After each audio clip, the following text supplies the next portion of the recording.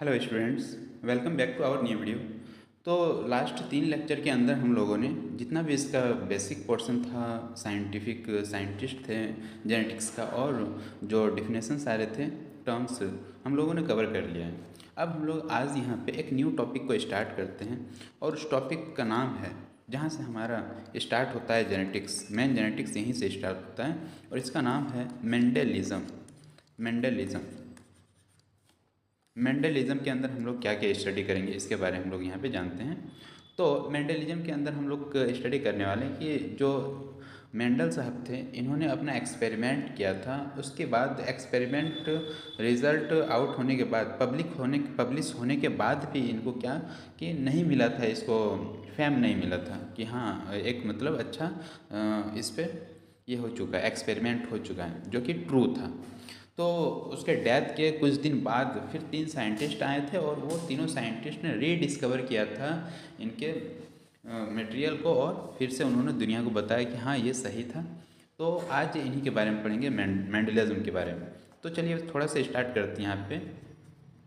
यहाँ पे G.H. Gregor John Mendel, Gregor John Mendel, इसका हम लोगों ने बताया था कि 1822 से 1884 इसका डेट ऑफ बर्थ और ये डेट ऑफ डेथ है। ठीक।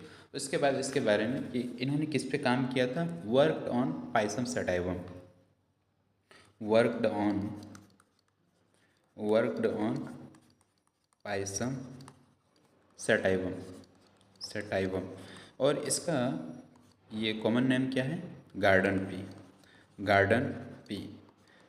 और गार्डन पी का जो ये क्रोमोसोमल कितना नंबर होता है, तो 2n में यहाँ पे 14 होता है, 2n14 होता है, मतलब ये डिप्लॉयड होता है। और इनका एक्सपेरिमेंट कितना दिन से कितना दिन तक चला था, जो कि ये नीट में आ चुका है। ये PYQ है, PYQ क्वेश्चन है कि वर्किंग ईयर, इसका वर्किंग ईयर एक बार पूछा जा चुका है नीट के अंदर, और ये वाला डाटा NCERT के अंदर मेंशन्ड भी है, इसलिए इम्पोर्टेंट है, PYQ रिपीट होते हैं। तो 1856 से लेके 1863, ये 7 ईयर का इसका क्या था, वर्क किया था। और इसका पब्लिशिंग ईयर जो था, पब्लिशिंग ईयर 1865 में पब्लिश हुआ था। पेपर पब्लिश कब हुआ था, 1865 में। Result publish of his experiment, इसका एक्सपेरिमेंट का रिजल्ट जो पब्लिश हुआ था, ये हुआ था 1865 में। अब यहाँ पे आता है कि इसका जो रिजल्ट पब्लिश हुआ था, तो उसका नाम क्या था, पेपर का नाम क्या था। तो ये पेपर का नाम याद रखना है कि कौन सा पेपर ये रिलीज़ हुआ था एक्सपेरिमेंट का। ये एक मैगज़ीन था, उसका नाम था experiment in plant hybridization, experiment experiment in plant hybridization, plant hybridization plant hybridization के ऊपर इन्होंने ये एक पेपर रिलीज़ किया था। उसके बाद यहाँ पे ये तो हो गया 1865 की बात है। अब इनका डेथ हो गया 1884 में, डाइड 1884 में। बट इनका जो काम था, इनका काम को उस टाइम के साइंटिस्ट एक्सेप्ट नहीं किए थे। तो इनके काम को इनके डेथ के कुछ दिन बाद फिर 19 का ये आया, 1900 शताब्दी आया, 1900। इस टाइम 3 साइंटिस्ट आए थे, और वो तीनों साइंटिस्ट ने क्या किया था, रीडिस्कवर्ड किया था 19th सेंचुरी को। क्या हुआ था, Mendel's postulate were rediscovered, Mendel's postulates where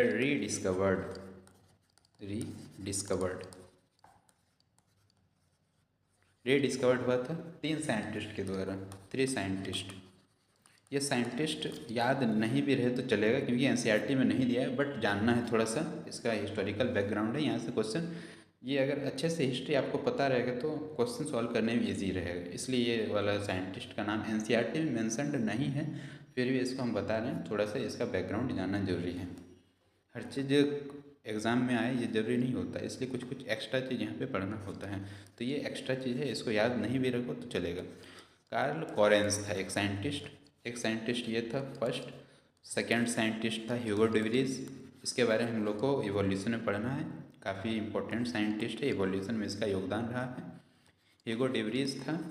और थर्ड साइंटिस्ट जो था ये था, इसका नाम है टिस्मार्क, टिस्मार्क ऐस करके, और ये है, तो ये बस इतना याद रखना है। ये था ऑस्ट्रिया से था, ये था अपना हॉलैंड से, और ये था जर्मनी से। ये तीनों साइंटिस्ट क्या किया था, इनका जो पब्लिश हुआ था 1865 में, उसको दुनिया को बताना था कि हाँ ये मेंडल ने जो पेपर पब्लिश किया ये सही है। तो ये उस टाइम क्यों, मतलब अपना रिसर्च पेपर आउट होने के बाद भी ये वहाँ पे फेल हो गया था। रीज़न फॉर मेंडल्स फेल्यूर, ये एक इम्पॉर्टेंट टॉपिक है, यहाँ पे पूछा जाता है एमसीक्यू में कि मेंडल्स क्यों फेल हो गया था अपना एक्सपेरिमेंट को रिजल्ट करने के बाद भी दुनिया को बताने में कि मैं जो भी एक्सपेरिमेंट किया हूँ ये सारा सही है। तो इसका कुछ कुछ रीजन्स आता है।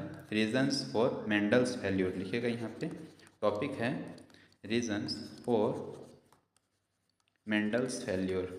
मेंडल्स फेल्योर क्यों यहाँ पे फेल हुआ, तो इसका फर्स्ट जो रीजन था, कम्युनिकेशन वाज नॉट ईजी। उस टाइम कम्युनिकेशन उतना ईजी नहीं था। कम्युनिकेशन उस टाइम उतना ईजी नहीं था, वही पेपर के थ्रू, न्यूज़पेपर के थ्रू बस होता था, और ज़्यादा उस टाइम टेक्नोलॉजी नहीं था, इसलिए भी एक ये रीज़न होता है नॉट ईजी। उस टाइम कम्युनिकेशन उतना आसान नहीं था कि वो दुनिया को बता सके, और उसका एक्सपेरिमेंट को, उसका जो डाटा था वो पूरा दुनिया के साइंटिस्ट उस चीज़ को एनालाइज करके सही मान सकें। दूसरा इसका ये था कि इन्होंने बताया था जीन्स को इन्होंने फैक्टर बोला था। जीन्स को इन्होंने क्या बोला था, फैक्टर। और जीन्स को फैक्टर बोला, जो कि क्या था कि मतलब ये बता रहा था कि एक कॉन्सेप्ट है फैक्टर, और इसी से जो अपना कैरेक्टर है उसको कंट्रोल करता है, जो कि उस टाइम के साइंटिस्ट इस चीज़ को एक्सेप्ट नहीं किए थे। थर्ड रीजन यहाँ पे क्या आता है कि मेंडल अप्रोच मैथमेटिकल अप्रोच, मतलब ये मैथमेटिक्स को यूज किया था। बायोलॉजी जैसे सब्जेक्ट में अगर कोई साइंटिस्ट मैथमेटिक्स को यूज़ करते तो वो ऐसे भी उसको अलग तरह से दिखाया था, ये पागल होगा, क्योंकि बायो के अंदर math it is not possible. तो इन्होंने क्या किया था, मैथ को यूज किया था, इसलिए उस टाइम के साइंटिस्ट को एक्सेप्ट नहीं कर पाए कि ये मैथमेटिकल हो ही नहीं सकता बायो के अंदर। तो ये तीसरा था mathematical calculations, mathematical calculations used, calculation use, ये मैथमेटिक्स को यूज किया था। और तीसरा था कि ये फैक्टर जो बताया था कि फैक्टर एक होता है जीन को, तो इसका कोई भी इन्होंने फिजिकल प्रूफ नहीं दिया कि फैक्टर्स एग्जिस्ट करता है। यहाँ पे इन्होंने कोई फिजिकल प्रूफ नहीं दिखा पाया कि हाँ यही है कैरेक्टर को, मतलब ये शो करता है, ये फिजिकल प्रूफ वो फैक्टर के बारे में दुनिया को नहीं बता पाए, जिसके कारण ये फेल कर गया था। ये 4 रीजन यहाँ पे हम लोगों को याद रखना है कि क्यों मेंडल फेल हो गया था दुनिया को बताने के लिए कि हाँ मेरा जो एक्सपेरिमेंट हमने किया है वो सही है। तो फोर्थ यहाँ पे लिखना है no any physical proof, not any physical proof for existence of factor. ये 4 रीजन है जिसके कारण ये उस टाइम क्या हुआ था, फेल कर गया था। तो हम लोगों ने क्या पढ़ा, हम लोगों ने स्टार्टिंग किया कि सबसे पहले यहाँ पे हम लोग स्टार्ट किए थे मेंडलिज्म के अंदर बताएं कि हाँ ग्रेगर जॉन मेंडल जो था, इनका ये डेट ऑफ बर्थ 1822 में पैदा हुआ और 1884 में डेथ किया। वर्क किस पे वर्क किया था, पाइसम सटाइवम में, जिसको गार्डन पे भी बोलते हैं, और इसका प्लॉइडी लेवल क्या है 2n, जो कि 14 होता है। अब यहाँ पे हम लोगों ने बताया कि ये कब से कब तक काम किया था, वर्क किया था पाइसम सटाइवम के ऊपर 1856 से 1863 तक, 7 साल तक ये किया था एक्सपेरिमेंट। और ये नीट में आ चुका है, PYQ है ये वाला चीज़, ये नीट में आ चुका है।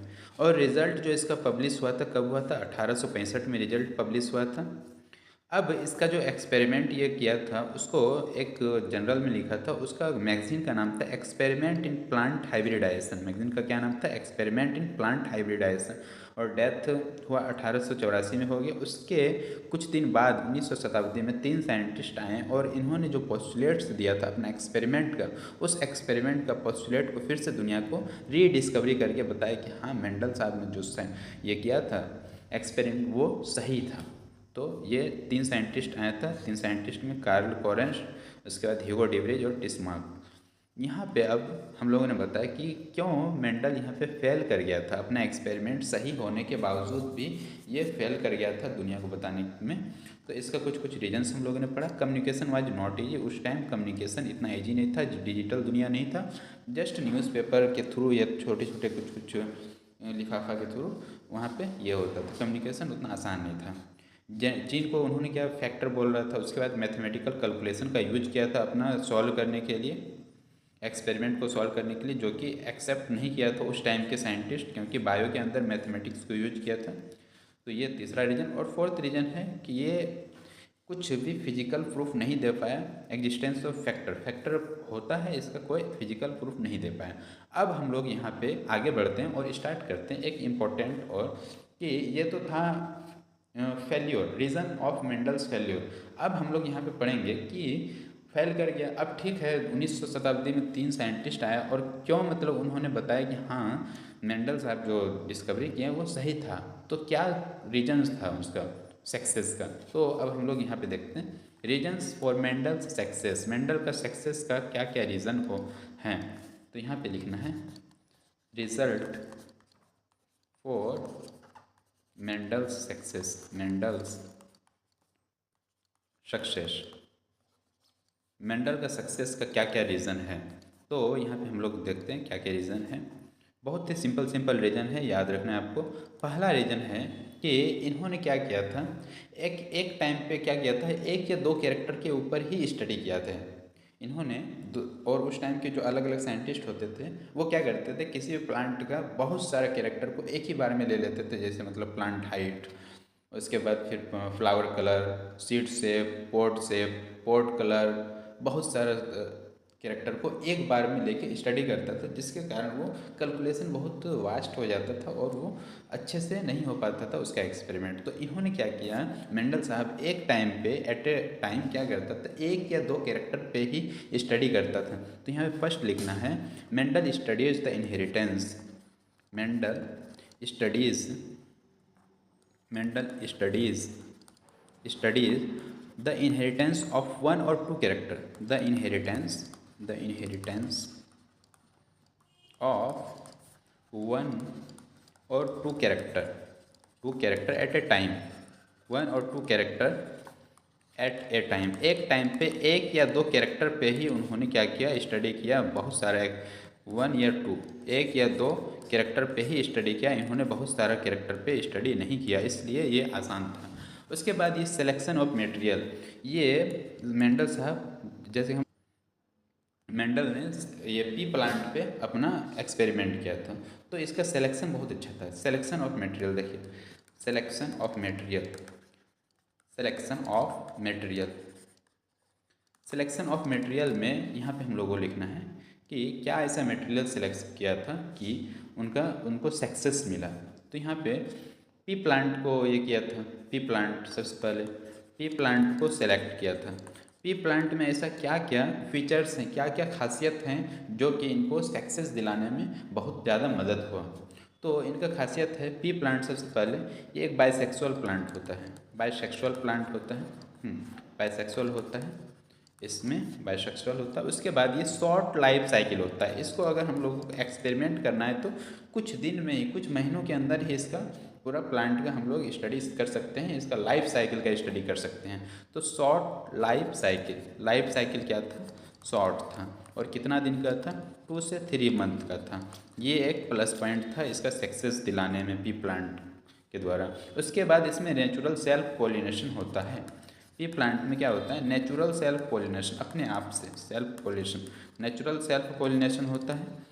और यहाँ पे हम लोग आर्टिफिशियल क्रॉस पॉलिनेशन भी करवा सकते हैं, जैसे कि हम लोग अभी करवाएंगे आगे चल के artificial cross pollination, artificial cross pollination, ये सारा कुछ बताते हैं क्या होता है आर्टिफिशियल क्रॉस पॉलिनेशन। देखिए बाइसेक्सुअल है,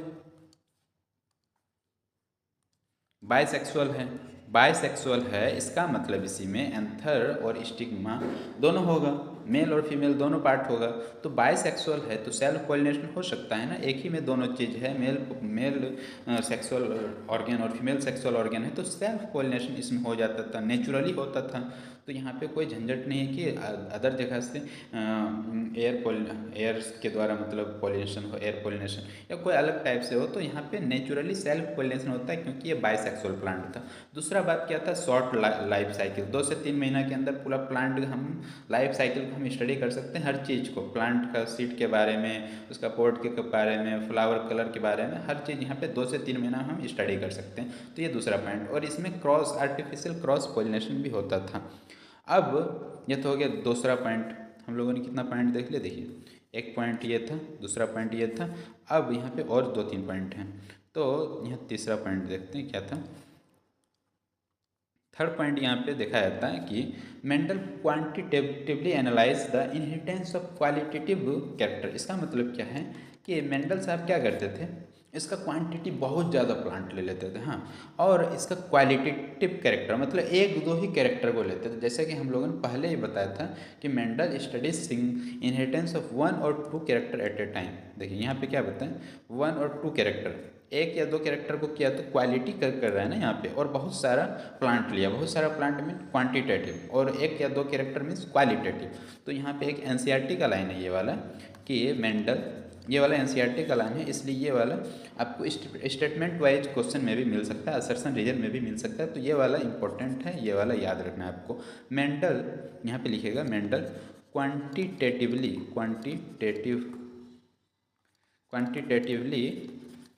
analyze the inheritance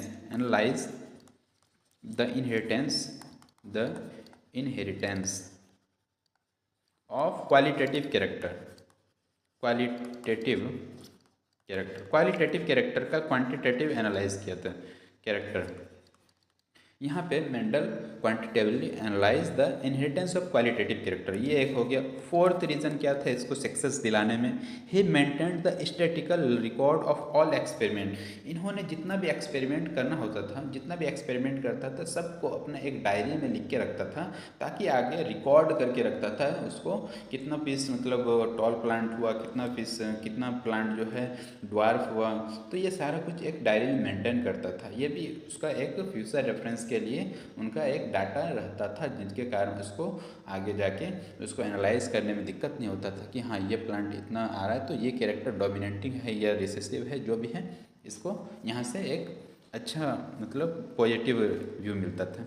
he maintained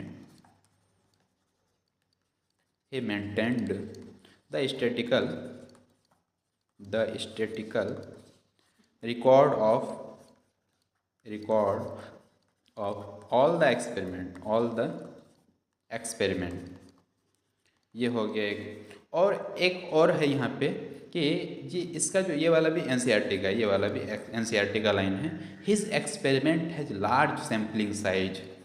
his experiment has large sampling size. इसका मतलब क्या है, बहुत बड़े पैमाने पे बहुत ज़्यादा प्लांट को ग्रो करवाता था ये। और उसका ये वाला यही वाला लाइन है, quantitatively analyse the inheritance of qualitative character. तो इसका एक्सपेरिमेंट का साइज जो था लार्ज सैम्पलिंग साइज था। तो ये 5 पॉइंट है जिनके कारण मेंडल को सक्सेस मिला। मेंडल को सक्सेस मिलने के हाथ में क्या है कि रिजल्ट ऑफ सक्सेस, मेंडल क्या किया था, इनहेरिटेंस ऑफ 1 और 2 character at a time, selection of material का सिलेक्शन बहुत इंपॉर्टेंट था। क्या सेलेक्ट किया था, पी प्लांट कैसा होता है, बाइसेक्सुअल, मतलब मेल भी और फीमेल भी, और यहाँ पे फीमेल भी, मेल फीमेल दोनों एक ही, मेल और फीमेल ऑर्गेन एक ही प्लांट के अंदर रहेगा। शॉर्ट लाइफ साइकिल 2 से 3 मंथ का होता है। Natural self pollination, male female है तो यहाँ पे सेल्फ पॉलिनेशन हो जाएगा। और आर्टिफिशियली हम लोग क्रॉस पॉलिनेशन करा सकते हैं इसमें। अभी हम लोग यहाँ पे जब क्रॉस पढ़ेंगे, मोनो हाइब्रिड क्रॉस, तो करवाएंगे आर्टिफिशियल सेल्फ पॉलिनेशन। अब यहाँ पे तीसरा रीजन क्या था, Mendel quantitatively analyse the inheritance of qualitative character. 1-2 character लेता था और बहुत सारा प्लांट ले लेता था। He maintained the statistical record of all the experiment. जितना भी डाटा होता था सबको कलेक्ट करता था एक डायरी में और रखता था फ्यूचर रेफरेंस के लिए। और his experiment has large sampling size, ये एनसीईआरटी का है इसलिए ये इंपॉर्टेंट है। तो ये हमारा यहाँ पे क्या होता है कि मेंडलिज्म के बारे में थोड़ा सा हम लोगों ने यहाँ पे स्टडी किया। अब देखिए कि अब हम लोग यहाँ पे देखेंगे मोनो हाइब्रिड क्रॉस। उससे पहले मोनो हाइब्रिड क्रॉस को स्टार्ट करने से पहले देखेंगे, मोनो हाइब्रिड क्रॉस को कराने से पहले कुछ टेक्निक क्या था मेंडल्स ने, देखते हैं क्या क्या टेक्निक था। तो यहाँ पे टॉपिक लिखना है मेंडल्स टेक्निक, मेंडल्स टेक्निक। उन्होंने क्या टेक्निक यहाँ पे यूज़ किया था अपना एक्सपेरिमेंट को करने के लिए। तो यहाँ पे हम लोग देखते हैं मेंडल्स टेक्निक क्या है। तो सबसे पहले 2 स्टेप था, स्टेप 1 इसे लिखिए। स्टेप 1 के अंदर क्या था कि फॉर्मेशन ऑफ ट्रू ब्रीडिंग या प्योर लाइन या होमोजाइगस लाइन। यहाँ पे आपको याद दिलाना है कि हम लोग सबसे पहले ट्रू ब्रीडिंग लाइन या प्योर लाइन या होमोजाइगस लाइन लास्ट लेक्चर के अंदर जब हम लोगों ने करा रखा था वहाँ पे पढ़ाया था, होमोजाइगस हेट्रोजाइगस इस तरह करके, तो वहाँ पे बताया था ट्रू ब्रीडिंग लाइन। तो फर्स्ट स्टेप क्या किया था मेंडल ने, फॉर्मेशन ऑफ ट्रू ब्रीडिंग, यहाँ पे लिखिए formation of true breeding, formation of true breeding, formation of true breeding, या इसी को हम लोग प्योर लाइन भी बोलते हैं। क्या बोलते हैं? प्योर लाइन, या फिर इसको होमोजाइगस लाइन भी बोलते हैं, होमोजाइगस लाइन। इन्होंने मेंडल ने क्रॉस करवाने से पहले क्या किया कि जो प्लांट था उसका क्या किया, ट्रू ब्रीडिंग लाइन, मतलब Mendel from true breeding line by continuous selfing. जो प्लांट था उसमें कंटिन्यूअस सेल्फिंग करा के क्या किया, या तो कैपिटल टी या स्मॉल टी, ये क्या था, कैपिटल टी, ये होमोजाइगस है ना, इसी को क्या देखिए होमोजाइगस है ना, तो इसको ट्रू ब्रीडिंग या फिर इस तरह करके फॉर्मेशन किया। कैसे किया? सेल्फिंग को कंटिन्यूअस सेल्फिंग करा के उन्होंने बनाया, फॉर्मेशन किसका किया, फॉर्मेशन किया ट्रू ब्रीडिंग या प्योर लाइन या होमोजाइगस लाइन का फॉर्मेशन किया। अब ये कराने के बाद, ट्रू ब्रीडिंग लाइन का फॉर्मेशन कराने के बाद उन्होंने सेकेंड स्टेप में क्या किया, सेकेंड स्टेप में कुछ इम्पोर्टेंट प्रोसेस उन्होंने कराया था। उन्होंने क्या किया सेकेंड प्रोसेस इसमें कि उन्होंने एक प्रोसेस होता है emasculation and bagging, emasculation and bagging. देखिए क्या होता है ये इमास्कुलेशन एंड बैगिंग। जब हम लोग को पहले से पता है कि मेंडल का जो यहाँ पे पाइसम सटाइवम पी प्लांट जो है कैसा है, बाइसेक्सुअल है। अब बाइसेक्सुअल है और हम लोगों को क्रॉस कराना है। देखिए इस तरह करके, जैसे ये एक हम लोगों ने बना लिया, ये हो गया ओवरी, उसके बाद साइड में ये सब क्या हो गया, ये हो गया आपका एंथर, ठीक। तो ये मेल पार्ट हो गया, ये फीमेल पार्ट हो गया, दोनों अगर है तो इसमें सेल्फिंग हो जाएगा। और इस साइड अगर ये इसको अगर मेल माने तो यहाँ पे क्या करना होगा, इसको हटाना पड़ेगा। तो यहाँ पे हम लोग क्या करते हैं, यहाँ पे जैसे इसको फीमेल मान, तो यहाँ पे एक चीज़ को हटाना पड़ेगा। तो हम लोग एंथर को क्या करते हैं, एंथर को रिमूव कर देते हैं। इमास्कुलेशन के अंदर क्या करते हैं, एक पार्ट को, जैसे यहाँ पे एंथर को क्या करते हैं, एंथर को रिमूव कर देंगे, और ये जो बचा है इसको यहाँ पे cross pollination, unwanted cross pollination से बचने के लिए यहाँ पे हम लोग बटर का पेपर का यूज करते हैं, जिसके कारण हम लोग यहाँ से बच सकते हैं अनवांटेड जो बाहर से एंथर आके इस पर, ताकि पोलिनेशन ना कर दे, ये एंथर बाहर से कोई भी एंथर आके पोलिनेट नहीं कर दे यहाँ पे स्टिग्मा पे, उससे बचने के लिए हम लोग यहाँ पे बैगिंग करते हैं। देखिए इमास्कुलेशन, रिमूवल ऑफ एंथर, यहाँ पे लिखिए इमास्कुलेशन क्या होता है, removal of anther from bisexual flower in immature condition, removal of anther from A bisexual flower in immature stage is known as bagging. ये इस इमास्कुलेशन हम लोग यहाँ पे क्या करेंगे, एंथर को हटा देंगे बाइसेक्सुअल फ्लावर से इमेच्योर स्टेज में ही, अर्ली स्टेज में ही। उसके बाद, और ये इमास्कुलेशन हम लोग क्यों करते हैं, इमास्कुलेशन करते हैं क्यों है, prevent self pollination, to prevent self pollination से बचने के लिए हम लोग यहाँ पे क्या करते हैं, इमास्कुलेशन को करते हैं। अब यहाँ पे सेकेंड एक मेथड हम लोगों ने बताया कि बैगिंग के अंदर क्या होता है, बैगिंग और एक टैगिंग भी करते हैं। बैगिंग के अंदर क्या होता है, emasculated flower are covered by bag, मतलब यहाँ पे जैसे ये बताए थे हम लोगों ने कि ये क्या है, ओवरी और ये स्टिग्मा, तो यहाँ पे स्टिग्मा में कोई अदर अनवांटेड यहाँ पे एंथर आके लैंड ना कर जाए, इसलिए यहाँ पे हम लोग एक बैग का कवर, बैग से कवर कर देते हैं। और जब हमारा दूसरे फ्लावर से क्या होता है, यहाँ पे एंथर मैच्योर होता है, ये एंथर को यहाँ से बैग ये करके यहाँ से इसी को कराते हैं, तब ये होता है क्रॉस पॉलिनेशन। ये पी प्लांट ये भी है, पी का स्टिग्मा यहाँ पे है और पी का ये क्या है, एंथर है, तब ना यहाँ पे क्रॉस पोलिनेशन होगा सेम स्पीसीज में, और आगे यहाँ पे कंटिन्यूस इसका नेक्स्ट जनरेशन जाएगा। तो ये हो गया बैगिंग। बैगिंग में ये होता है। और बैगिंग करते क्यों हैं? Bagging is only use to prevent undesirable cross pollination, ये वाला हम बताए थे ना। Bagging used to prevent undesirable cross pollination.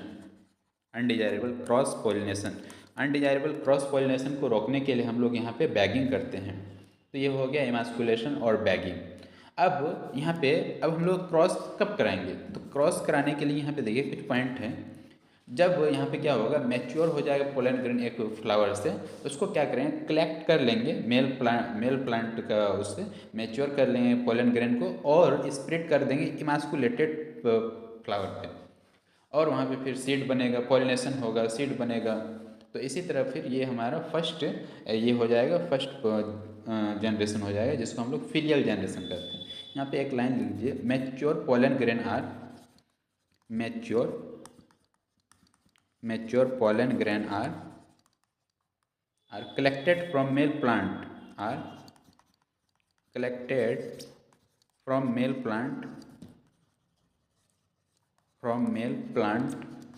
and spread over emasculated flower and spread over emasculated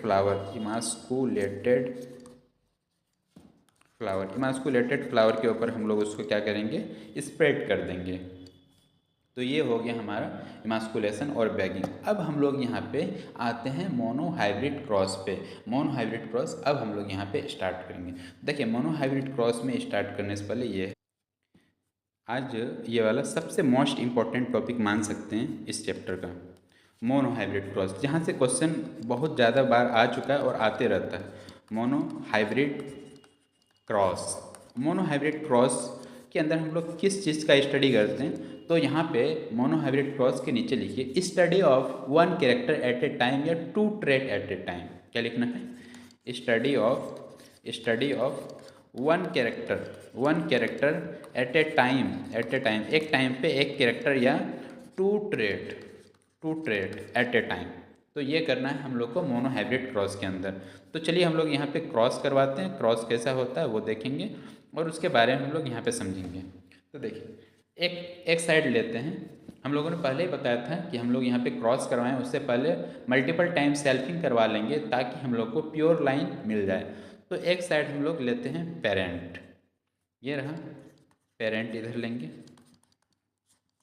parent, इसके पैरेलल में प्योर टॉल लिए एक साइड, और एक साइड हम लोग क्या लिए, प्योर ड्वार्फ।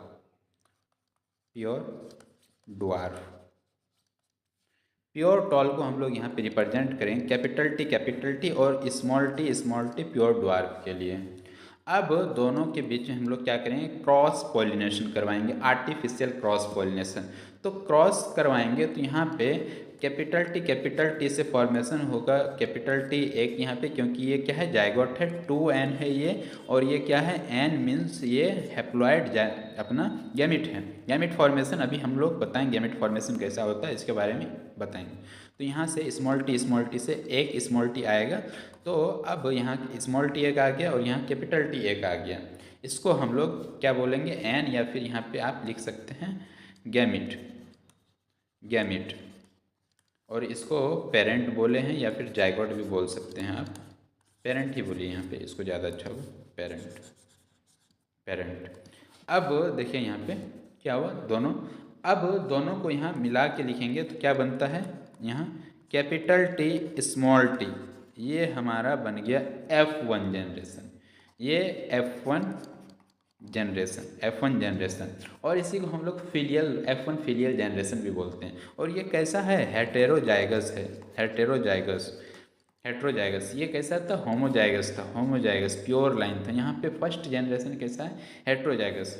अब यहाँ पे हम लोग क्या करते हैं, एक लाइन आता है, इन F1 generation Mendel's do cross pollination, and उसके बाद F1 जनरेशन में ही सिर्फ मेंडल क्या कराया था, मेंडल ने F1 जनरेशन में ही सिर्फ क्या कराया था, क्रॉस पोलिनेशन करवाया था, क्रॉस पोलिनेशन। बाकी जितना भी F2, F3, F4 जितना भी इधर आगे जाएगा सब में क्या करवाया था, शेल्फिंग करवाया था मेंडल ने। तो हम लोग भी वही करवाएंगे। तो ये हो गया F1 जनरेशन में हम लोग क्या कराएं, यहाँ पे देखिए क्रॉस करवाएं। अब ये जो है कैपिटल टी स्मॉल टी, इसमें अब क्या करा देंगे, सेल्फिंग, मतलब कैपिटल टी स्मॉल टी और कैपिटल टी स्मॉल टी इस तरह करके। अब इसमें जो बनेगा तो वो अपना क्या हो जाएगा, गैमेट्स बन के फिर चेकर बोर्ड आता है, पुनेट स्क्वायर बोर्ड। तो यहाँ पे देखिए कैपिटल टी, तो यहाँ पे क्या आ जाएगा, capital T small T, capital T small T, ये 2 गैमेट बना, ये भी 2 गैमेट बना, यहाँ पे ये जाइगोट था 2n। तो ये क्या है, गैमेटिक फेज है, गैमेटिक फेज। इसको हम लोग क्या करेंगे, ले जाके हम लोग पनेट स्क्वायर बॉक्स में इसको सजाएंगे। तो पनेट स्क्वायर बॉक्स को आप हम लोग कैसे देखेंगे, पनेट स्क्वायर बॉक्स को लिखने का तरीका क्या होता है, उससे पहले सबसे पहले हम लोग यहाँ पे देखते हैं कि गैमेट का फॉर्मेशन कैसे होता है। फॉर्मेशन ऑफ गैमेट पढ़ते हैं, फिर हम लोग को समझ में आएगा ये क्रॉस कैसे कैसे हुआ, और इस क्रॉस में कितना टॉल बन रहा है, कितना ड्वार्फ बन रहा है, और कितना परसेंटेज जीनोटाइप रेशियो क्या है, फिनोटाइप रेशियो क्या है। हम लोग यहाँ पे पनेट स्क्वायर बॉक्स को कैसे समझेंगे और कैसे बनाएंगे खुद से, तो ये सारा हम लोग चलिए अब देखते हैं। देखिए यहाँ पे लिखिए, सबसे पहले हम लोग लिखते हैं गैमेट फॉर्मेशन। गैमेट फॉर्मेशन हम लोग करेंगे, तब फिर हम लोग जाएंगे उस क्रॉस पे, इस क्रॉस पे जाएंगे, तब पता चलेगा कि ये क्रॉस कैसे हुआ है। ये वाला मोनोहाइब्रिड क्रॉस में ये जो स्मॉल टी एक, सिर्फ कैपिटल टी एक यहाँ से आ रहा है और यहाँ से सिर्फ एक आ रहा है, और फिर ये बन रहा है। तो ये सब कैसे हो रहा है, इसके लिए थोड़ा हम लोग गैमेट फॉर्मेशन को देखते हैं, फिर हम लोग को सारा कुछ यहाँ पे समझ आएगा। तो यहाँ पे टॉपिक डालिए gamete formation. Gamete formation easy है, यहाँ से क्वेश्चन भी बनते हैं। तो ये सबसे पहले गैमेट फॉर्मेशन। गैमेट फॉर्मेशन को जानने के लिए एक छोटा सा फॉर्मूला आता है, ये फॉर्मूला लिखिए, टाइप्स ऑफ, या टाइप ऑफ गैमेट, या टाइप्स ऑफ गैमेट यहाँ लिखिए, टाइप्स ऑफ गैमेट, कितना टाइप्स के गैमेट बनेंगे। तो इसका एक फॉर्मूला है 2 की पावर n, 2 की पावर n, ये इसका फॉर्मूला है। और n यहाँ पे आपको n क्या है, number of heterozygous pair, number of heterozygous pair, number of heterozygous pair, जितना हेट्रोजाइगस पेयर होगा उतना यहाँ पे गैमेट का फॉर्मेशन ज़्यादा होगा। तो यहाँ पे हम लोग मेथड यूज जो करेंगे, मेथड यूज करेंगे, कौन सा मेथड यूज करेंगे, मेथड गैमेट बनाने के लिए यूज करेंगे, उसका नाम होता है फोर्क लाइन मेथड।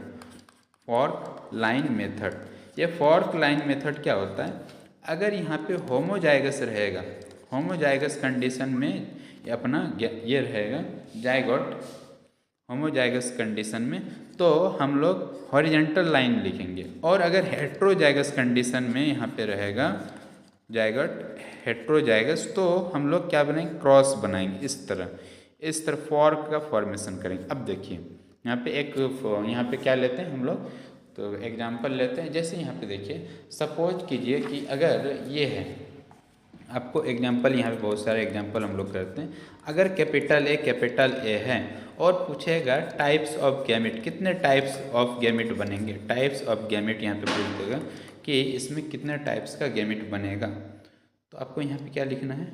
तो जैसा कि हम लोगों ने फॉर्मूला में देखा कि यहाँ पे सबसे पहले हेट्रोजाइगस देखना है, तो दोनों तो कैपिटल ए, तो दोनों क्या है, होमोजाइगस हो गया। तो n बराबर कितना हो गया, 0, तो 2 की पावर 0 कितना हो जाता है, 1 ही हो जाता है। तो यहाँ पे एक ही गैमेट बनेगा, एक ही गैमेट बनेगा। अब सीधा आइए अपना क्रॉस पे, अब सीधा क्रॉस पे चलते हैं। ये रहा क्रॉस, यहाँ पे क्या है कैपिटल टी, इस पे 2 की पावर n लगाइए, 2 की पावर n, और n में कितना हेट्रो जाएगा से 0 है, तो यहाँ पे गैमिट कितना बनेगा 1 बनेगा। यहाँ से अब पता चला कि 2n यहाँ पे गैमिट 1 बना, यहाँ भी 1 बना, क्योंकि ये होमोजाइगस है तो फिर दोनों एक और एक गैमिट यहाँ पे फ्यूज़ करेगा और हेट्रोजाइगस बनेगा ये। अब चलिए और कुछ क्वेश्चन करते हैं यहाँ पे गैमिट फॉर्मेशन में। एक क्वेश्चन ये हो गया सिंपल सा। अब देखिए यहाँ पे अगर आपको कोई दे दे क्वेश्चन कि ये रहा क्वेश्चन और आप इसमें हमको बताइए कि कितना गैमिट बनेगा, यहाँ पे ए स्मॉल ए यहाँ पे मान ली और स्मॉल बी, तो यहाँ पे आप देखिए कि ये दोनों क्या है हेट्रोजाइगस कंडीशन में है, ये दोनों क्या है हेट्रोजाइगस कंडीशन में, और ये क्या है होमोजाइगस। तो हेट्रोजाइगस तो यहाँ पे n=1 तो हो गया ना, n=1, तो अगर 2 की पावर 1 लिखें तो क्या हो जाएगा 2 हो जाएगा। अब इसको हम ऐसे लिखें तो हेट्रोजाइगस में हम लोग ऐसे करेंगे, तो कैपिटल ए यहाँ लिख दिए, स्मॉल ए लिख दिए। अब ये दोनों होमोजाइगस में इस तरह दिए और इस तरह दिए, स्मॉल बी यहाँ डाल दिए, स्मॉल बी यहाँ डाल दिए, तो कितना हो गया गैमिट ए बी हो गया और ए बी, ये हमारा 2 गैमिट हो गया, 2 क्या है गैमिट हैं। तो इस तरह करके आपको गैमिट निकालना आना चाहिए, ये सिंपल हो गया। अब थोड़ा सा चलिए कॉम्प्लेक्स चलते हैं। यहाँ पे थोड़ा सा हम लोग प्रैक्टिस भी बीच बीच में करेंगे, ताकि कोई भी क्वेश्चन अगर टफ से टफ क्वेश्चन आ जाए, इजी से इजी क्वेश्चन आ जाए, तो हम लोग उसको सिंपली आसानी से कर सकें। तो अगर सपोज कीजिए यहाँ पे आपको दिया है capital T, capital R, small E और कैपिटल टी स्मॉल डी, ठीक। अब यहाँ पे आपको सबसे पहले क्या चुनना है हेट्रोजाइगस, ये हेट्रोजाइगस है नहीं, ये हेट्रोजाइगस यस, ये हेट्रोजाइगस है नहीं, ये है यस, तो 1 और 1 2 हो गया।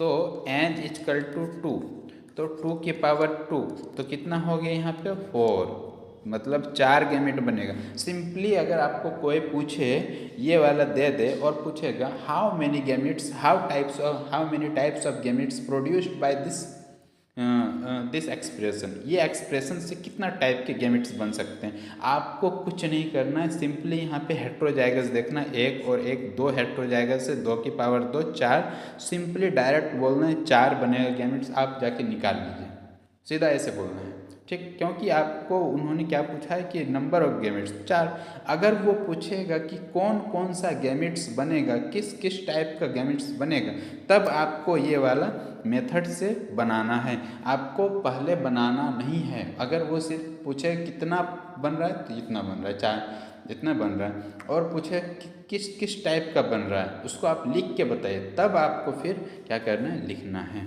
तो यहाँ पे क्या है होमोजाइगस हम लोग क्या करेंगे इस्तेमालेंगे एक कैपिटल, हेट्रोजाइगस इसको ऐसे करो, इस कैपिटल आर स्मॉल आर, फिर होमोजाइगस तो यहाँ पे ई डाल देते हैं, यहाँ पे ई डाल देते हैं, फिर हेट्रोजाइगस इस तरह करेंगे, इस तरह करेंगे, इस तरह, फिर कैपिटल डी यहाँ पे कैपिटल डी आ गया, उसके बाद फिर यहाँ पे कैपिटल डी आ गया, स्मॉल डी यहाँ पे आ जाएगा, यहाँ कैपिटल डी आ जाएगा, स्मॉल डी आ जाएगा। अब आप पूरा इसको लिखिए TRED, ये एक हो गया capital T, capital R E और कैपिटल डी।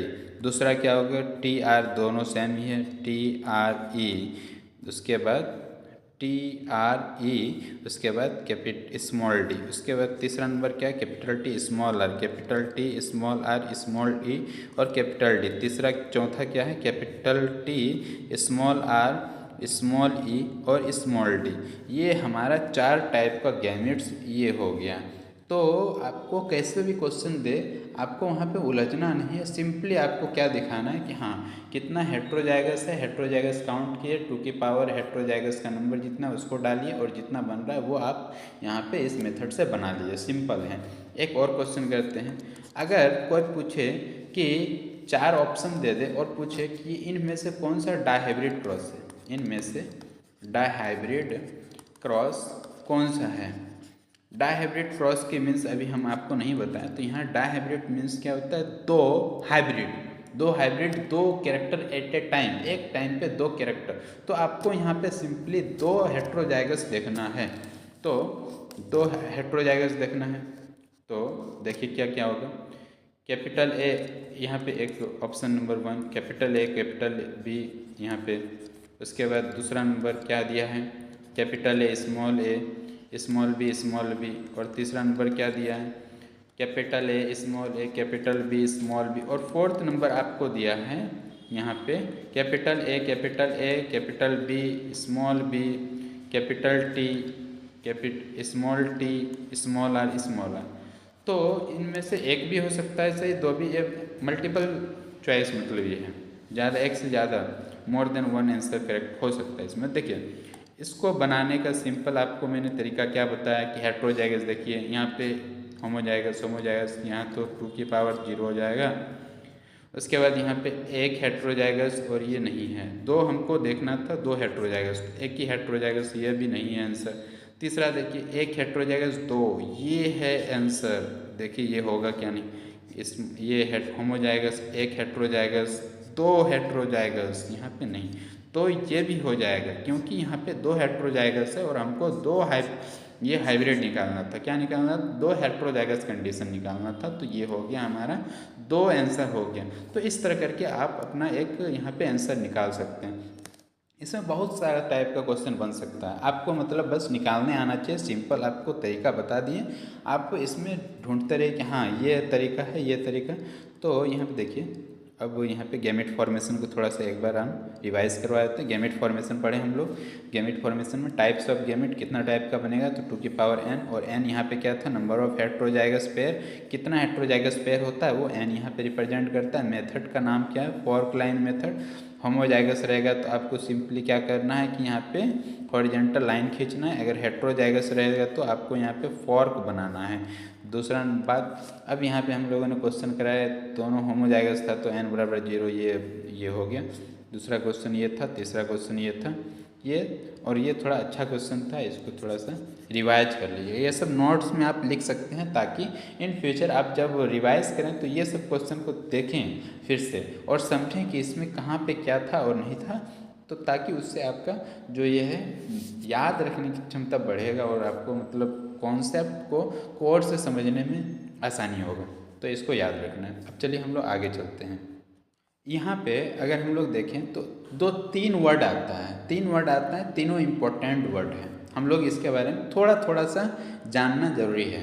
इसका यूज होता है, इससे क्वेश्चन नहीं बनेगा और बन भी सकता है, ऐसा कुछ नहीं है। तो इसको आप बस लिख लीजिए। 3 वर्ड है सेग्रीगेशन, बहुत जगह आएगा ये वाला वर्ड और कंफ्यूज होते जाएगा, तो ये चीज़ याद रखना है। सेग्रीगेशन या डिसजंक्शन, ये सेग्रीगेशन या डिसजंक्शन किसको बोलते हैं आपको याद रहना चाहिए कि क्या होता है, इसके बारे में पता होना चाहिए जेनेटिक्स में पढ़ने के लिए, या फिर इस चीज़ को आपको सेल डिवीजन में भी काम आएगा। सेग्रीगेशन क्या होता है या डिसजंक्शन क्या होता है, तो ये चीज़ आपको सेल बायो के अंदर भी जब सर पढ़ाएंगे, नीलेश सर पढ़ाएंगे आपको 11th वाला पोर्शन, तब वहाँ पे ये वाला वर्ड रिपीट होगा, डिसजंक्शन और सेग्रीगेशन। और वहाँ पे अगर सर आपको पूछें तो आपको याद रहना चाहिए कि हाँ सर पढ़ा चुके हैं पहले ये वाला चीज़। तो देखिए क्या होता है, सेग्रीगेशन क्या होता है, सेपरेशन ऑफ होमोलोगस क्रोमोसोम। जहाँ पे भी सेपरेशन होगा होमोलोगस क्रोमोसोम का, separation of homologous chromosome, homologous chromosome जहाँ पे सेपरेट होगा तो उसको हम लोग क्या बोलते हैं, सेग्रीगेशन या फिर डिसजंक्शन बोलते हैं। ये वाला याद रखना, सेपरेशन ऑफ किसका, होमोलोगस, हेट्रोलोगस नहीं, यहाँ पे आपको फंसाएगा, कंफ्यूज करेगा हेट्रोलोगस करके, तो आपको कंफ्यूज नहीं होना। यहाँ पे क्या है, होमोलोगस क्रोमोसोम। अब यहाँ पे सेकेंड टर्म आता है, second term independent assortment, independent assortment. ये तो हम लोग इसी चैप्टर में पढ़ेंगे जब हम लोग डायहाइब्रिड पढ़ेंगे, डायहाइब्रिड क्रॉस, तो वहाँ पे आता है लॉ ऑफ इंडिपेंडेंट असॉर्टमेंट। तो ये क्या होता है, इंडिपेंडेंट असॉर्टमेंट क्या होता है वहाँ पे पढ़ेंगे फिर, बट यहाँ पे सिंपली पहले जान ले, genes are present on non homologous chromosome, genes are present on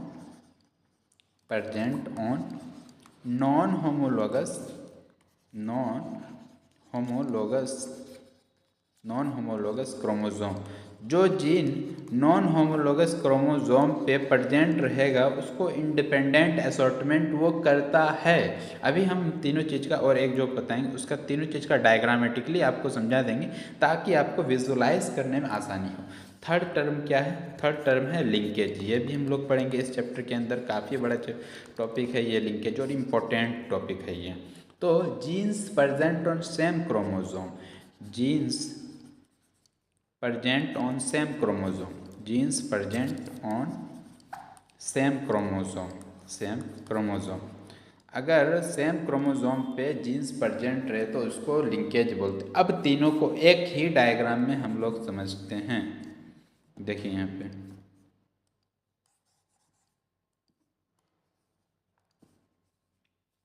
देखिए, जीन्स प्रेजेंट ऑन होमोलोगस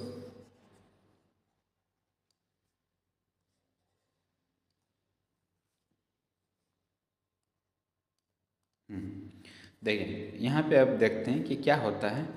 सबसे पहले देखिए एक यहाँ पे इस तरह करके एक इस तरह बनाए,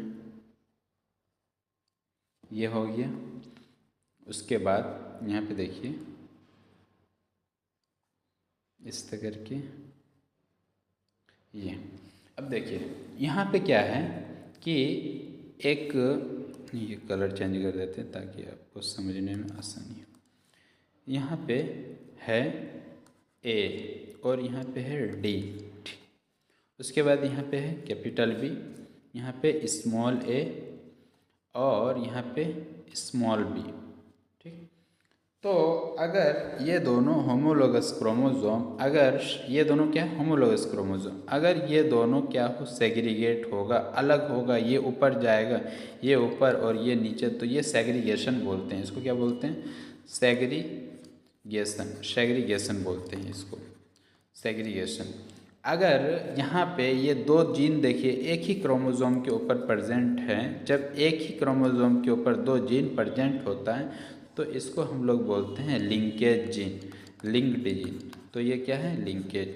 अब हम लोग यहाँ तीसरा इंडिपेंडेंट असॉर्टमेंट, ये क्रोमोसोम में जो जीन है और ये क्रोमोसोम में जीन है, दोनों को कोई मतलब नहीं है ये कैसे जाएगा, ये अपना अलग से जाएगा, इंडिपेंडेंट होके जाएगा दूसरे जनरेशन में, और इस क्रोमोसोम का जीन इंडिपेंडेंट होके जाएगा। तो यही चीज़ को बोलते हैं इंडिपेंडेंट असॉर्टमेंट, इंडिपेंडेंट असॉर्टमेंट। आपको याद रखना है, तीनों में डिफरेंस आना चाहिए। ये एक बताएं क्या है? लिंकेज। दोनों जीन एक ही क्रोमोसोम में, जब दोनों होमोलोगस क्रोमोसोम में क्या हो रहा है? सेग्रीगेशन हो रहा है, इसी को डिसजंक्शन बोलते हैं। और इंडिपेंडेंट असॉर्टमेंट में इस क्रोमोसोम का जीन को कोई मतलब नहीं कि इस क्रोमोसोम का जीन कहाँ जा रहा है, किसके साथ ऐड होके जा रहा है। ये इंडिपेंडेंट असॉर्टमेंट है। ये हो गया। अब देखिए यहाँ पे हम लोग क्या करते हैं, अब बैक पोर्शन में चलते हैं। कहाँ पे? मोनो हाइब्रिड जहाँ पे क्रॉस किए थे वहाँ पे चलते हैं और देखते हैं कि मोनो हाइब्रिड क्रॉस में सारा कवर हुआ क्या नहीं। मोनो हाइब्रिड क्रॉस हम कवर करा चुके हैं। देखिए ये मोनो हाइब्रिड क्रॉस था, इसमें क्या बताए थे? एक कैरेक्टर एट ए टाइम या दो ट्रेट एट ए टाइम हम लोग जहाँ पढ़ेंगे उसको मोनो हाइब्रिड क्रॉस। देखिए यहाँ पे मोनो हाइब्रिड क्रॉस में क्या देखें कि एक क्या था? प्योर टॉल था या प्योर ड्वार्फ था। इनमें से क्या हो रहा था? गैमेट का फॉर्मेशन 2n0 था, तो एक टी बना और यहाँ पे स्मॉल टी। दोनों को क्या कराएं? यहाँ पे क्रॉस कराएं।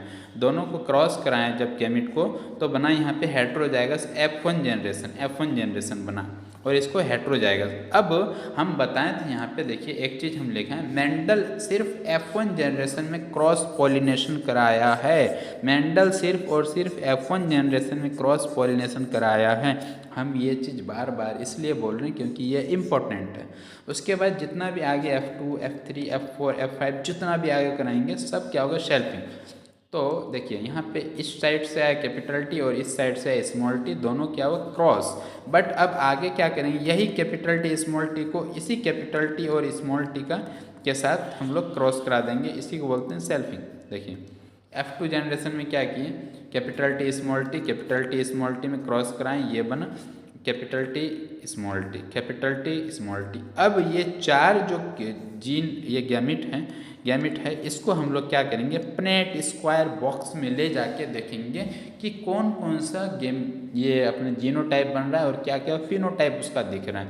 तो हम लोग अब बनाएंगे सी प्नेट स्क्वायर बॉक्स, और प्नेट स्क्वायर बॉक्स में लिखने का तरीका समझेंगे कि मेल को किस टाइप साइड लिखें और फीमेल को किस साइड लिखें।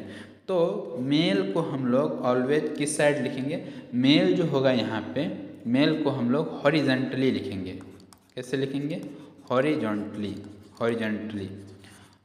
और फीमेल जो होगी यहाँ पे, ये फीमेल का साइन है और ये मेल का साइन है, ये याद रखिएगा। यहाँ पे भी आता है और मॉर्फोलॉजी के अंदर पे भी आता है, बहुत जगह आता है। तो ये मेल है, ये फीमेल है, आपको याद रखना है। एफ जैसा है ना, तो इसको फीमेल और ये दूसरा ऑटोमेटिकली मेल हो जाएगा। फीमेल को यहाँ पे कैसे लिखना है, मेल को हॉरिजॉन्टली और फीमेल को, फीमेल गैमेट को यहाँ पे वर्टिकली लिखना है, वर्टिकली। यहाँ पे ठीक है मेल और फीमेल नहीं पता चलता है, बट आपको जहाँ पे भी अगर मेल दे दे और ये ह्यूमन में मेल और female they they, women they they, main और वुमेन दे दे, तो आपको वहाँ पे ये चीज़ काम आएगा। देखिए ये एक बॉक्स है, नहीं इसको इस तरह करके भी लिख सकते,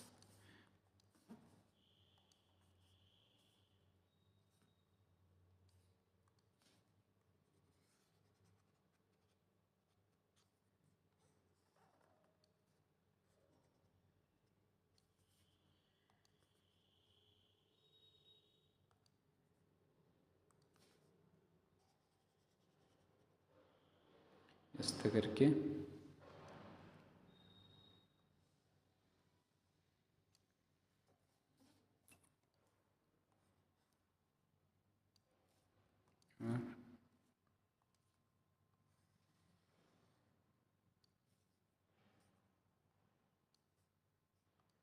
अब देखिए ये अपना यहाँ पे क्या हम लोगों ने बताया कि एक साइड यहाँ पे कैपिटल टी स्मॉल टी, यहाँ पे कैपिटल टी स्मॉल टी, ये कहाँ से आया, देखिए ये कहाँ से आया, इस तरह करके हम लोगों ने कैपिटल टी और capital small T, capital T small T को हम लोगों ने यहाँ पे बनाया था gametes, capital T small T, capital T small T. अगर इसको फीमेल मान लेते हैं, इसको मेल मान लेते हैं, तो ये दोनों को वर्टिकली लिख देंगे, इसको हॉरिजॉन्टली लिख देंगे। देखिए ये दोनों को वर्टिकली लिख दिए, यहाँ पे इस तरह करके लिखा जाता है, ये क्या है, फीमेल है और ये क्या है, मेल है। मेल को इस साइड और फीमेल को इस तरह, ठीक। अब यहाँ से कैपिटल टी को यहाँ लाइए और ऊपर से कैपिटल टी यहाँ, अब कैपिटल टी यहाँ और स्मॉल टी यहाँ से यहाँ, तो ये हो गया। अब कैपिटल टी यहाँ से और स्मॉल टी यहाँ से, इस तरह करके अब स्मॉल टी और स्मॉल टी ये हो गया।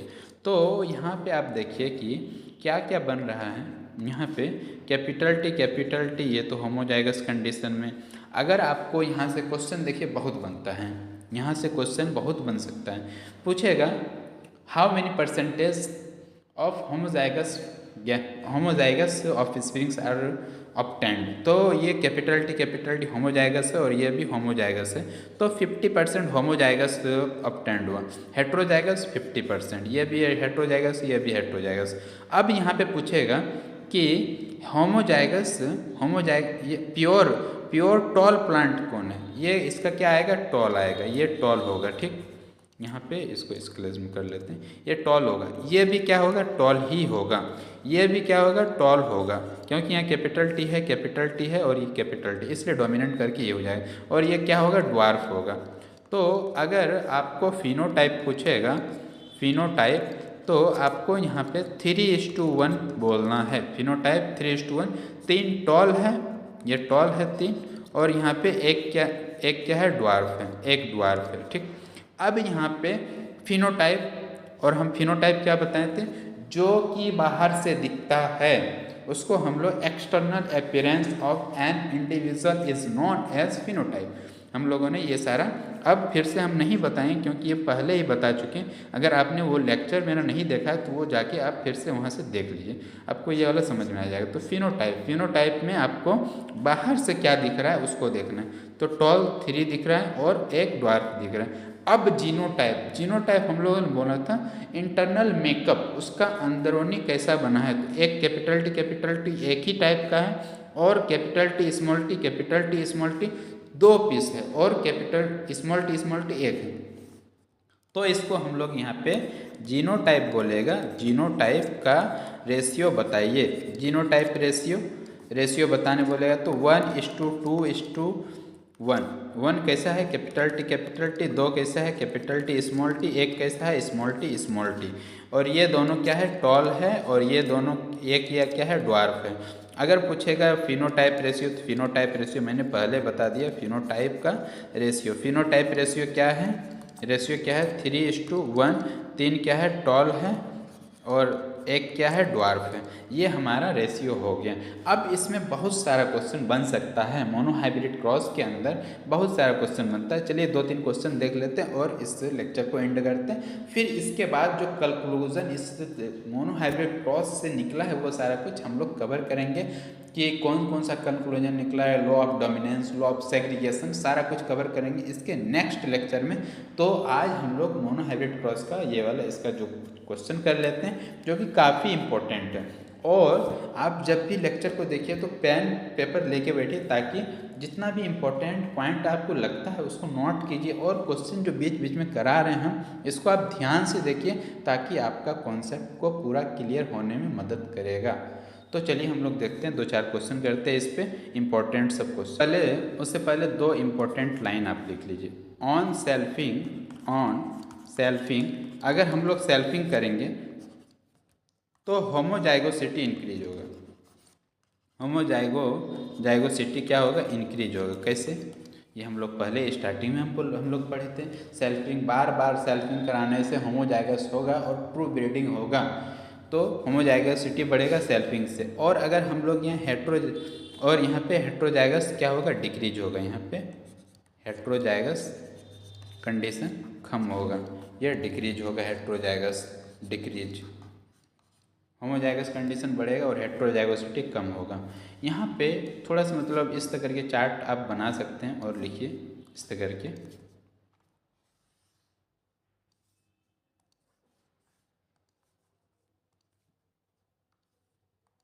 ये एक साइड लिखिए होमोजाइगोसिटी और दूसरा साइड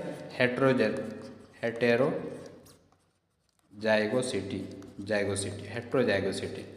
ये पेरेंट है, यहाँ पे पेरेंट है। क्रॉस पॉलिनेशन F1 में क्या होगा, F2 में क्या होगा, F3 में क्या होगा। तो F1 condition, F2, F3, F4। यहाँ पे याद रखना है कि फर्स्ट जो था हम लोगों ने क्रॉस पॉलिनेशन करवाया था। क्रॉस पॉलिनेशन में 100% होमोजाइगोसिटी होता है। होमोजाइगोसिटी क्रॉस पॉलिनेशन स्टार्टिंग में F1 जनरेशन में 100% होमोजाइगस था, 0% हेट्रोजाइगोसिटी था। F2 में क्या हुआ 0% होमोजाइगोसिटी और यहाँ पे हेट्रोजाइगोसिटी 100%। उसके बाद फिर F3 में क्या होता है 50% होता है और ये भी 50% होता है। ये आपको याद नहीं करना है, आप यहाँ से देख सकते हैं निकाल के, ये सब आपके ऊपर रखे हैं, ये हम लोगों ने करा रखा है।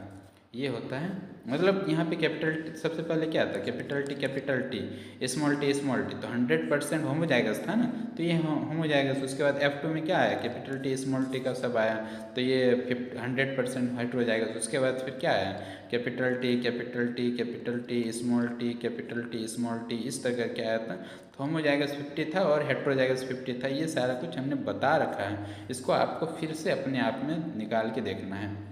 तो ये हो गया। अब देखिए यहाँ पे 1-2 क्वेश्चन करते हैं हम लोग। देखिए यहाँ पे हम लोगों ने बताया था कि प्नेट स्क्वायर बॉक्स को कैसे बनाएं। तो प्नेट स्क्वायर बॉक्स को बनाने का क्या तरीका बताएं कि जो यहाँ पे वर्टिकल होता है, वर्टिकल में आपको फीमेल के बारे में मतलब फीमेल वाला गैमेट को लिखना है, और हॉरिजेंटल में मेल वाला, ये मेल का सिंबल है, ये फीमेल का सिंबल है। तो इस तरह करके हमने लिखा। देखिए यहाँ पे जैसे ये है यहाँ पे इस तरह हम लोगों ने लास्ट पहले मोनोहाइब्रिड क्रॉस में जो आया था रिजल्ट, उसको सेल्फिंग जब कराएं तो कैपिटल टी स्मॉल को सेल्फिंग कराने पे ये अपना 4 इसमें गैमेट बनता था, क्योंकि 2 हेट्रोजाइगस कंडीशन है और 2 की पावर 2 कितना हो जाएगा 4 गैमेट बन जाएगा। तो अब इस 4 गैमेट को हम लोग यहाँ पे प्नेट स्क्वायर बॉक्स के अंदर लिखने का तरीका क्या है, हॉरिजेंटल में फीमेल और ये वर्टिकल में फीमेल और हॉरिजॉन्टल में मेल, तो यहाँ पे एक गैमेट, दो गैमेट, यहाँ पे एक गैमेट, दो गैमेट। अब इसको यहाँ से यहाँ ये कराएंगे तो कैपिटल टी और यहाँ से कैपिटल टी और small T, capital T small T, ये बन गया। फिर स्मॉल टी को यहाँ लिखेंगे और कैपिटल टी ऊपर से, ये हो गया। और स्मॉल टी और यहाँ पे स्मॉल टी, यहाँ पे ये हो गया। अब यहाँ पे देखिए क्वेश्चन यहाँ से कैसे कैसे अराइज होता है।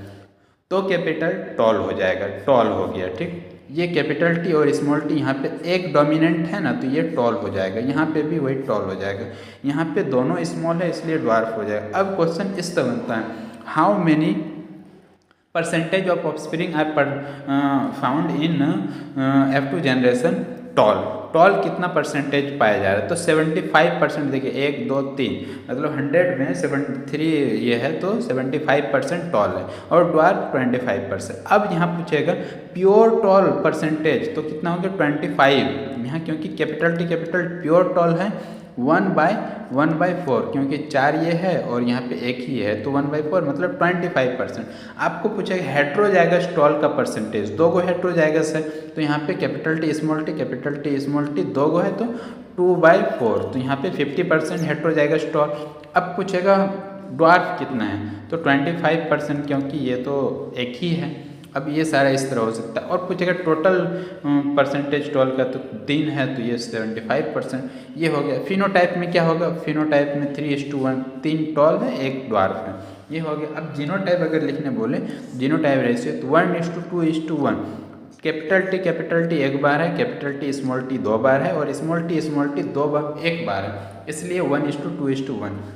और यहाँ पे फिनोटाइप रेशियो 3:1, क्योंकि 3 टॉल है और 1 ड्वार्फ है, ये हो गया। अब यहाँ पे एक बात हम बताएं कि सेल्फिंग कराने से होमोजाइगोसिटी बढ़ता है और हेट्रोजाइगोसिटी कम होता है। ये इंपॉर्टेंट पॉइंट है, इसको आपको याद रखना है। जैसे हम लोग यहाँ पे देखिए, एक साइड होमोजाइगोसिटी लिखें, एक साइड हेट्रोजाइगोसिटी। ये पनेट सी स्क्वायर बॉक्स में हम लोग देखते हैं। तो F1 जनरेशन हम लोग क्या देखे थे, मोनोहाइब्रिड क्रॉस के अंदर। चलिए सबसे स्टार्टिंग देखते हैं, ये अपना मोनोहाइब्रिड क्रॉस F1 यहाँ पे जनरेशन में क्या कि दोनों ये क्या है अपना प्योर है, प्योर फॉर्म। तो प्योर में कैपिटल टी आएगा या स्मॉल टी आएगा। देखिए यहाँ पे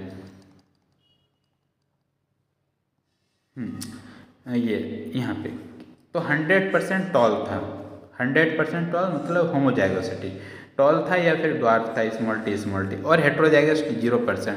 F2 जनरेशन में कैपिटल टी स्मॉल टी आया, मतलब 100% हेट्रोजाइगस। मतलब क्या है कि आप जैसे जैसे सेल्फिंग कराएंगे तो हेट्रोजाइगोसिटी क्या होगा, यहाँ पे हेट्रोजाइगोसिटी घटेगा और होमोजाइगोसिटी क्या होगा, बढ़ेगा। देखिए यहाँ पे हेट्रोजाइगोसिटी घटेगा और होमोजाइगोसिटी बढ़ेगा। ये यहाँ पे एक पॉइंट निकल के आता है। उसके बाद एक क्वेश्चन हम लोगों ने यहाँ पे करा है कि what will be the phenotype of parent plant having 100 tall and 33 dwarf offspring। तो 100 tall मतलब क्या हुआ, 99 मतलब 3:1 का रेशियो हुआ ना, तो 3:1 ये 3:1 हुआ ना, ये 99 और ये 33। तो 3:1 किस में आता है, अगर हम लोग कराएंगे तो 3 टॉल और 1 ड्वार्फ किस में आता है, डायब्रेड क्रॉस में आता है, या फिर सेल्फिंग कराएंगे हम लोग, ये नहीं सेल्फिंग कराएंगे जब हम लोग कैपिटल टी स्मॉल टी को, तो ये कितना आता है 3:1। तो ये हम लोग का सेकेंड हो गया। और इसमें क्यों नहीं होगा, क्योंकि इसमें एक होमोजाइगस कंडीशन है, तो दो ही यहाँ पे 50-50 का रेशियो हो जाएगा। यहाँ पे भी एक होमोजाइगस है और ये दोनों होमोजाइगस है, तो यहाँ पे तो 0 हो जाएगा, यहाँ पे बनेगा ही नहीं। उसके बाद यहाँ पे भी नहीं होगा, तो ये सेकेंड इसका आंसर आ गया। तो हम लोग यहाँ पे देखिए 50% इस तरह में नहीं होगा, और ये हेट्रोजाइगस वाला ये सेकेंड ऑप्शन है, ये होता है। अब हम लोग फिर देखिए, हम लोगों ने यहाँ पे कवर कर लिया मोनोहाइब्रिड क्रॉस तक, मेंडेलिज्म से लेके मोनोहाइब्रिड क्रॉस कंप्लीट कर दिया। अब इसके बाद हम लोग नेक्स्ट लेक्चर में देखेंगे इसका पोस्टुलेट्स, मोनोहाइब्रिड क्रॉस से क्या क्या यहाँ पे कंक्लूजन निकला, जैसे law of dominance, law of segregation, ये सारा कुछ हम लोग देखेंगे।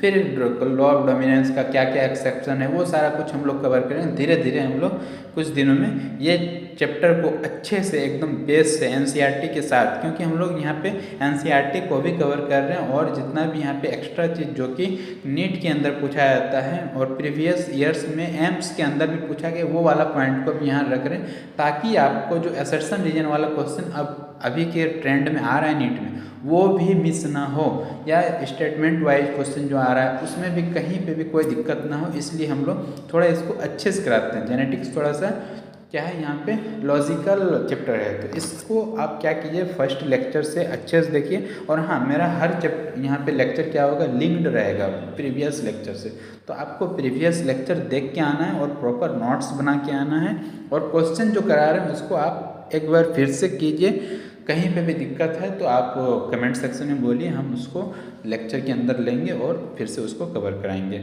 और बाकी देखते रहिए और अपने दोस्तों के साथ भी शेयर कीजिए जिसको ज़रूरत है, जो 11th-12th क्लास में है या नीट के अंदर अभी प्रिपेयर कर रहा है नीट का, तो उसको भी आप शेयर कीजिए वीडियोज़ को, ताकि उसका भी हेल्प हो सके और सब हेल्प कर इसका फ़ायदा उठा सके और ज़्यादा से ज़्यादा लोगों तक हम लोग पहुँच पाएँ, ताकि जो अफोर्ड नहीं कर सकते हैं महंगे महंगे सब्सक्रिप्शंस को, तो यहाँ पे हम लोग फ्री ऑफ कॉस्ट पूरा का पूरा बायो को यहाँ पे कवर कराएंगे और एक अच्छे लेवल पे कवर कराएंगे, ताकि मतलब बोर्ड के अंदर अच्छा मार्क्स आ सके। नीट के अंदर हम लोगों ने कुछ अभी भी स्टूडेंट है जिनका अभी बहुत सारा बोर्ड में अच्छा मार्क्स है, 92 नंबर करके बायो के अंदर आ चुका है, उसको बाद में बताएंगे। बट मेन है कि आप पढ़िए और यहाँ पे इसका फ़ायदा उठाइए। तो अपने दोस्तों के साथ शेयर कीजिए, सब्सक्राइब कीजिए चैनल को और कमेंट कीजिए और यहाँ पे लाइक कीजिए, और फिर मिलते हैं नेक्स्ट वीडियो के अंदर। तब तक के लिए ऑल द वेरी बेस्ट।